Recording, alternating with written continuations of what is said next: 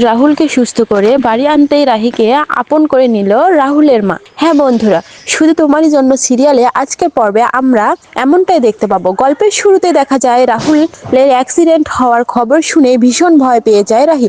সব কাজ ফেলে তাড়াতাড়ি করে হাসপাতালে ছুটে যায়। তড়িঘড়ি করে হাসপাতালে ছুটে আসে। সেখানে এসে দেখে রাহুলের অবস্থা আগের থেকে অনেকটাই ভালো হলেও এখনো পুরোপুরি সুস্থ হয়নি।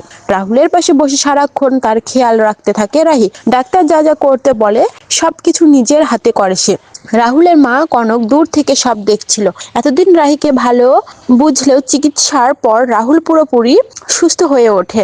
ডাক্তার তাকে বাড়ি নিয়ে যাওয়ার অনুমতি দেয়। এই খবর শুনে সবাই খুব খুশি হয়ে যায়। রাহি নিজ হাতে রাহুলকে গাড়িতে উঠে সাহায্য করে। রাহুলও বুঝতে পারে তার খারাপ সময় সবচেয়ে বেশি পাশে ছিল রাহি। দাঁড়িয়ে থাকে সবাই অবাক হয়ে যায়। তারপর কনক সবার সামনে রাহিকে বলে, আজ থেকে তুমি এই বাড়ির বৌমা। এই কথা শুনে রাহি একদম চমকে যায়। এরপর কনক নিজের হাতে রাহিকে বরণ করে ঘরে তোলে। এতদিনের সব ভুল বোঝাবুঝি দূর হয়ে যায়। রাহুলের মুখেও তখন হাসি ফুটে ওঠে।